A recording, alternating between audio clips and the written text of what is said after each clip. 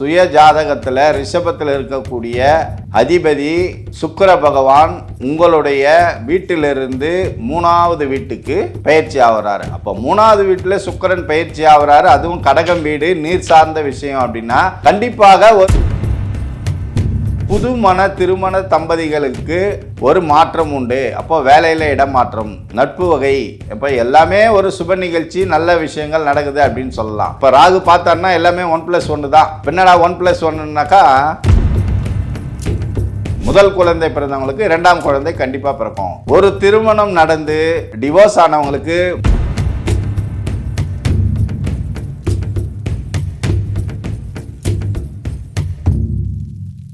Real one ஆன்மீக நேயர்களுக்கு வணக்கம்.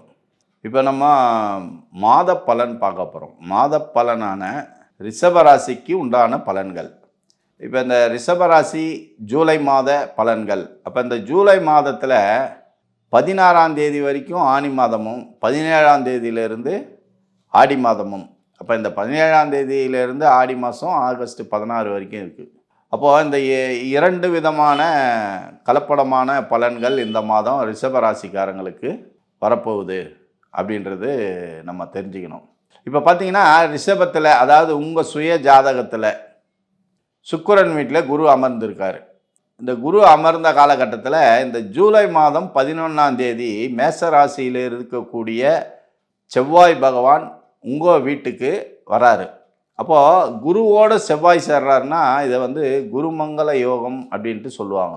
அப்போது நம்மளுடைய ரிஷபராசிக்கு இந்த மாதம் எப்படி இருக்கும் பலன் பார்த்தீங்கன்னா, உங்களுடைய ரிஷப ராசியோ லக்னமோ எதுவாக இருந்தாலும் லக்னத்துக்கு சேர்த்து நீங்கள் பலன் பார்க்கணும். எப்போ நீங்கள் பொது பலன் பார்த்தீங்கன்னா, மாத பலன் பார்த்தாலும் சரி, ஆண்டு பலன் பார்த்தாலும் சரி, தினப்பலன் பார்த்தாலும் சரி, ராசி பலன் பார்த்தாலும் சரி, உங்களுக்குன்னு இந்த 12 வீட்டில் ஒரு லக்னம்னு ஒரு வீடு எங்கேயோ ஒரு இடத்துல இருக்கும்.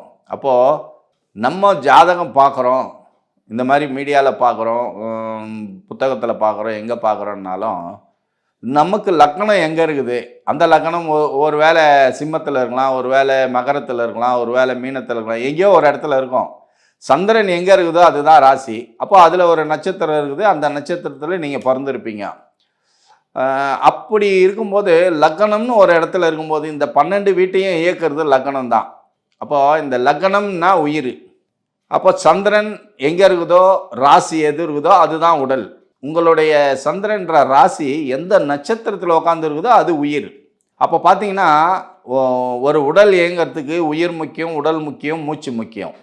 அப்போது நம்ம என்ன பண்ணணும்னு பார்த்தீங்கன்னா, ராசியை மட்டும் பார்க்கக்கூடாது, நம்ம லக்னம் எங்கே இருக்குதோ அந்த வீட்டுக்கு உண்டான பலனையும் பார்க்கணும். அப்போது அந்த லக்னம் இயக்குது, எல்லா வீட்டையும் இயக்குது. அப்போது அதையும் சேர்த்து பார்க்கணும். அப்போது உங்களோட சுய ஜாதகத்தில் உங்களுக்கு இப்போ என்ன தசை நடக்குதோ அந்த தசைப்படி தான் அது எந்த கிரகத்தில் அமர்ந்து அந்த தசை செயல்படுதோ. உதாரணத்துக்கு சுக்கிர தசைன்னா சுக்கிரன் சார்ந்த விஷயம் உங்களுக்கு இந்த மாதம் கண்டிப்பாக நடக்கும், இந்த வருஷம் கண்டிப்பாக நடக்கும் அப்படின்னு சொல்லலாம். அப்போது இதில் பர்டிகுலராக நம்ம போனோம்னா நம்ம தசாலேருந்து புத்திக்கு போகலாம். அப்போ சுக்கிர தசையில் புதன் புத்தி, அப்போ நல்ல விஷயம் நடக்குமா அப்படின்னு பார்த்தோன்னா, அப்போ புதன்றது கல்விக்காரகன், வித்யாக்காரகன், இந்த மாதிரி விஷயங்களை நம்ம கனெக்ட் பண்ணி சொல்லலாம். அந்த மாதிரி நம்ம ஒவ்வொரு கிரகத்துக்கும் ஒரு ஒரு பண்பு இருக்குது. அப்போது நம்ம கிரகத்தோட சார்ந்து நம்ம ராசி பலன் பார்க்கும்போது பயணிச்சோன்னா நமக்கு உண்டான பதில்கள், நமக்கு உண்டான தீர்வு தெளிவாக கிடைக்கும். அப்போ அந்த தெளிவை நம்மக்கிட்ட இருந்து நம்ம தான் எடுத்துக்கணும். இப்போ நம்ம ராசி பலனுக்கு போகலாம். செவ்வாயும் குருவும் சேர்ந்துட்டாரு. அப்போ செவ்வாயின்றவர் மங்களக்காரகன் இல்லையா? அப்போது மங்களக்காரகன் அப்படின்னா குருவும் ஒரு சுபகிரகம், ஒரு குடும்பத்துக்கு உண்டான சுப நிகழ்ச்சிகளை நடத்தி வைக்கக்கூடவர். அப்போது ரிஷபத் ராசியில் என்ன அப்படின்னு கேட்டிங்கன்னா, சுப நிகழ்ச்சி கண்டிப்பாக உண்டு. அப்போ எல்லா விதமான சுப நிகழ்ச்சி உண்டுன்னா ஜாதகர்கள் திருமணம் ஆகாத ஜாதகர்களுக்கு திருமணம் ஆகும். அப்போது இளம் வயதினருக்கு காதல் கைகூடும், காதல் திருமணம் நடக்கும்.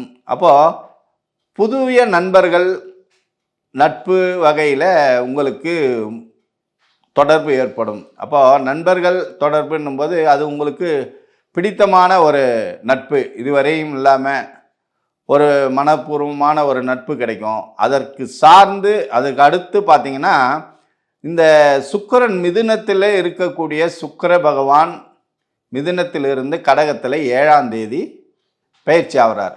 அப்போது உங்களுடைய சுய ஜாதகத்தில் ரிஷபத்தில் இருக்கக்கூடிய அதிபதி சுக்கிர பகவான் உங்களுடைய வீட்டிலிருந்து 3ஆவது வீட்டுக்கு பயிற்சி ஆகிறாரு. அப்போ 3ஆவது வீட்டில் சுக்கிரன் பயிற்சி ஆகிறாரு, அதுவும் கடகம் வீடு, நீர் சார்ந்த விஷயம் அப்படின்னா கண்டிப்பாக ஒரு உல்லாச பயணம் இருக்குது, இல்லை வேலை சார்ந்த விஷயமா உங்களுக்கு ஒரு இடமாற்றம் இருக்குது, வெளிநாடு 100%ன்னு நீங்கள் உங்கள் டைரியில் எழுதி வச்சுக்கலாம். அப்போ வெளிநாடு பயணம் இருக்குது, இல்லை வெளி மாநில பயணம் இருக்குது, அப்போ அதில் உல்லாச பயணம் கடல் கடந்து போகிறீங்கன்றது நீங்கள் முடிவு பண்ணிக்கலாம். இப்போ திருமணம், புது திருமண தம்பதிகளுக்கு ஒரு மாற்றம் உண்டு. அப்போ வேலையில் இடமாற்றம், நட்பு வகை, இப்போ எல்லாமே ஒரு சுப நிகழ்ச்சி, நல்ல விஷயங்கள் நடக்குது அப்படின்னு சொல்லலாம். எப்படி அப்படின்ட்டு கேட்டிங்கன்னா, ரிஷப ராசியில் இருக்க குரு கன்னி ராசியை 5ஆம் வீடாக பார்க்குறாரு. அதுக்கு அடுத்து பார்த்தீங்கன்னா விருச்சிக ராசியை 7ஆம் வீட்டாக பார்க்குறாரு.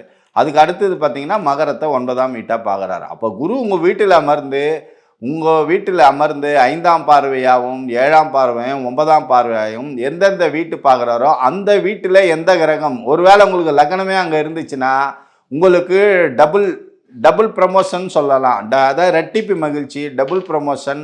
அப்புறம் 2 விதமான வருமானம், 2 விதமான சொத்துக்கள். இப்போ ஒரு வண்டி வச்சுருக்கோம், இன்னொரு வண்டி வாங்குவீங்க, ஒரு வீடு இருக்கும், இன்னொரு வண்டி ரிஜிஸ்ட்ரேஷன் பண்ணுவீங்க. ஸோ இது எல்லாமே நடக்கும். குறிப்பாக விருச்சிக லக்னமாக இருந்தாக்கா ராகு நாடி முறையில் 5ஆம் பார்வையாக பார்க்குறாரு. அப்போ மிகவும் சிறப்பாக இருக்கும். அப்போ ராகுவோடைய பார்வை சுப பார்வையும், இப்போ ராகு பார்த்தாருன்னா எல்லாமே 1+1 தான். என்னடா 1+1னாக்கா, ஒரு திருமணம் நடந்து டிவோர்ஸ் ஆனவங்களுக்கு மறுமணம் 100% இந்த ஆண்டு குரு உங்கள் வீட்டில் இருந்து ரிஷபத்திலிருந்து மிதுனத்துக்கு நகரும்போது கண்டிப்பாக உங்களுக்கு மறுமணம் உண்டுங்க. திருமணம் ஆகி முதல் வாழ்க்கை ஃபெயிலியர் ஆயிடுச்சு, 2வது வாழ்க்கை எல்லாமே ரொம்ப இதுவாக இருக்கிறவங்களுக்கு 2ஆம் திருமணம் 100% உண்டு. முதல் குழந்தை பிறந்தவங்களுக்கு 2ஆம் குழந்தை கண்டிப்பாக பிறக்கும். அப்போது இந்த ரிஷபராசிக்காரங்களுக்கு ரெட்டிப்பு மகிழ்ச்சின்னு அர்த்தம். அப்போ குரு பகவான் அமர்ந்தார், குரு இருக்கிற வீடு சுபம் கிடையாது, பாலுன்னு சொல்கிறாங்க இல்லையா. ஆனால் குரு உட்காந்தாருன்னா அந்த 3 வீட்டை பார்க்குறாரு.